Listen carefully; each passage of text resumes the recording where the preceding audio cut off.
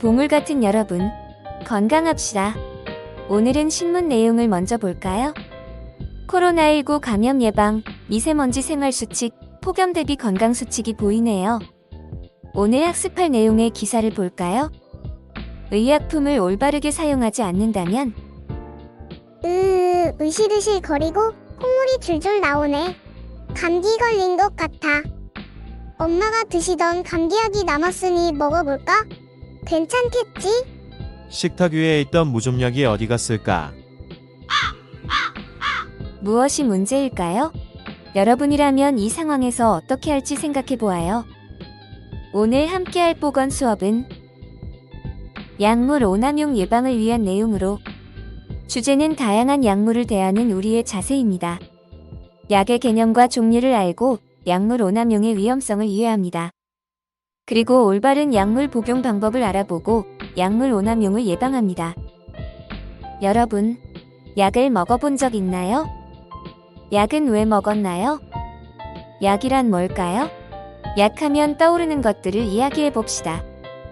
아플 때 먹는 약, 주사, 캡슐, 파스, 가루약, 바르는 약. 그 밖에 뿌리는 약도 있고 안약도 있고 종류가 다양하군요. 그럼 약의 사전적 의미는 뭐라고 되어 있는지 국립국어원에서 제공하는 정의를 알아봅시다. 병이나 상처 따위를 고치거나 예방하기 위하여 먹거나 바르거나 주사하는 물질을 말하며 몸이나 마음에 이로운 것을 비유적으로 이르는 말이라고 나와 있네요. 더 자세히 살펴봅시다. 의약품이라고도 부르는 약물은 무엇일까요? 흔히 아픈 곳을 치료하거나 예방하는데 사용하고 있는 약. 약 외에도 사람의 신체, 정신, 행동, 감정을 변화시키는 모든 물질을 말합니다. 예를 들어 술, 담배, 커피, 본드, 신나, 부탄가스, 마약류 등이 포함되지요. 우울하다고 술 한 잔. 공부해야 하니 잠을 자지 않겠다고 커피 두세 잔. 몽롱한 기분이 좋아서 흡입물질을 사용하는 것은 중독의 위험이 있습니다. 약물의 오용과 남용, 중독 등에 대해서는 다시 알아보기로 해요. 약물, 의약품은 크게 두 종류로 나눕니다. 일반 의약품이란 전문 의약품보다는 양리작용이 강하지 않아 비교적 안전성이 높은 약을 말합니다. 가벼운 증상이라서 병원에서 진료를 받고 의사 처방을 받지 않아도 가게나 약국에서 쉽게 구입할 수 있는 의약품입니다. 소화제, 연고, 두통약, 감기약 등이 있어요. 전문 의약품이란 일반 의약품과는 달리 전문적인 진단과 지시, 감독 아래 사용해야 하는 의약품입니다. 의사의 처방에 따라 구매할 수 있는 의약품이죠. 부작용이 심하고 내성이 잘 생기며 약물 간 상호작용으로 위험할 수 있어 먹는 방법과 약의 용량을 잘 지켜야 합니다. 처방전으로 약을 조제하는 모습이네요.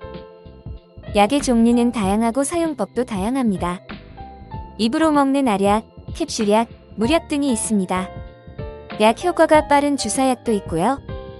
상처에 바르는 연고, 밴드도 보이네요.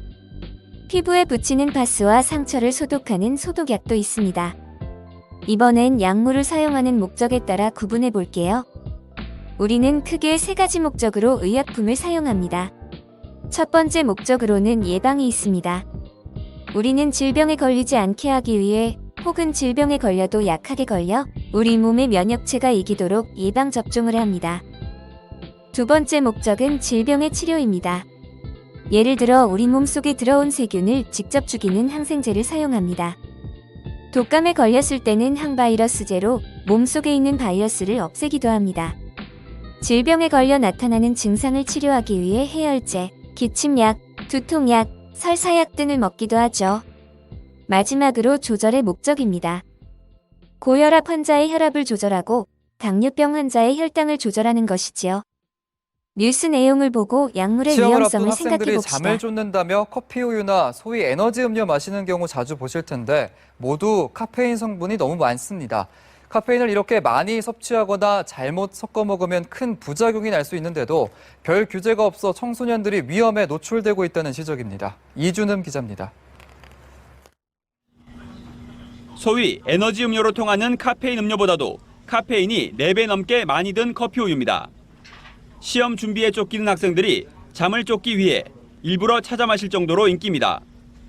이 우유 3분의 2만 마셔도 청소년 하루 카페인 권장량이 다 찰 정도인데 이렇게 과다하게 섭취한 카페인은 뇌신경세포 생성을 억제해 자살 같은 부정적 생각을 갖기 쉽게 만듭니다. 카페인을 다른 성분과 함께 먹을 때도 주의해야 합니다. 해열 진통제 아스피린과 함께 먹으면 가슴이 두근거리고 다리에 힘이 풀릴 수 있습니다. 또 천식, 관절염 치료약과 만나면 카페인 과잉 현상이나 기존 증상의 악화가 나타날 수도 있습니다. 에너지 음료와 술을 섞은 칵테일이 젊은이들에게 인기인데 이 칵테일이 청소년의 뇌를 약물, 알코올 중독에 취약하게 만든다는 연구 결과도 있습니다. 커피 우유, 커피, 녹차, 초콜릿, 코코아, 에너지 음료, 피로회복제, 탄산음료. 나도 모르게 약물을 먹고 있다고?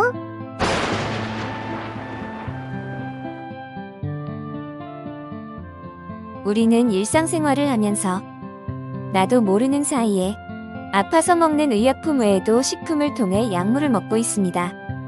그림에서 보이는 식품들 속에 공통적으로 들어있는 것이 있습니다. 알고 있나요? 카페인입니다.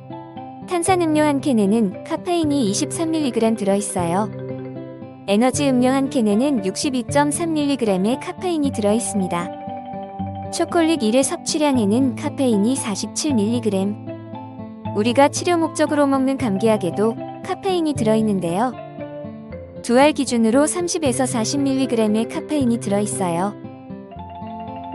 약물 남용에 대해 알아봅시다. 약물 남용이란 질병을 치료하기 위한 목적이 아니라 감정, 인식, 행동 등을 변화시키고 흥분시키기 위해 중독성 약물을 계속 사용하는 것을 말합니다. 나의 우울함을 달래주는 건 술뿐이지. 술 마시고 잠이나 자야지. 청소년 약물 남용의 대표적인 예로는 술과 담배, 카페인이 든 식품, 본드 등을 무분별하게 이용하는 것 등이 있습니다. 시험 기간에는 잠을 줄이기 위해 커피나 에너지 음료를 찾게 되는 경우가 있습니다. 봉지 커피 한 봉지에는 카페인이 69mg이나 들어있는데요. 이 친구는 5봉지를 넣었네요. 그럼 345mg의 카페인을 섭취하는 거죠. 하루 카페인 섭취량은 어느 정도가 안전할까요? 자신의 몸무게의 2.5를 곱합니다. 이 친구의 몸무게가 60kg이면 하루 150mg 이하의 카페인을 섭취해야 하는데 이런 2배 넘는 양을 먹었군요. 이번에는 약물 오용에 대해 알아보겠습니다. 약물 오용이란 의학적인 목적으로 사용하지만, 그러니까 아파서 약을 먹지만 약의 본래 목적과 다르게 잘못 사용하거나 증상이 비슷하다고 다른 사람의 약을 먹는 것, 또는 마음대로 약물의 양과 방법을 바꿔서 사용하는 것을 말합니다.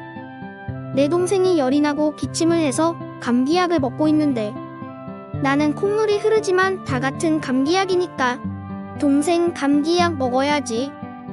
이렇게 잘못된 방법으로 약물을 사용하거나 혹은 의도해서 중독성 약물을 사용하는 약물 오남용의 문제점에는 어떤 것이 있을까요? 먼저 뇌 손상이 있습니다. 집중력이 저하되고 과격한 행동을 하고 기억력과 암기력이 감퇴합니다. 주사제를 사용하여 오남용을 할 경우에는 혈액을 통해 감염이 되고 정맥염, 혈전증이 생기며 에이즈에도 걸릴 수 있습니다. 우리 몸의 주요 장기와 면역에도 문제를 일으킵니다. 위염, 위궤양, 간경화, 당뇨병, 고혈압, 암, 불임, 기형아 출산, 면역력 저하, 재생불량성 빈혈, 백혈병 등 읽는데 숨찰 정도로 많은 문제를 일으키는군요. 또한 인격 변화, 우울증, 불안 발작, 조현병, 자살 충동 등 정신적 문제도 발생합니다. 중독성 약물로 흡입제를 이용한 경우에는 축농증, 코뼈에 이상이 생기고 뇌세포 파괴, 만성기관지염, 폐렴, 폐결핵, 간염, 간경화, 심장과 혈액의 질병도 일으킵니다. 이리와 한 방만 맞자. 해외에 너는 이제 약이 오를 것이다. 약이 자꾸 눈앞에 아른거리지? 사회적 측면으로도 문제가 나타납니다. 약물 남용 상태에서 현실 판단 능력과 자제력을 상실하여 난폭하고 공격적인 행동, 각종 범죄를 저지를 수 있어요.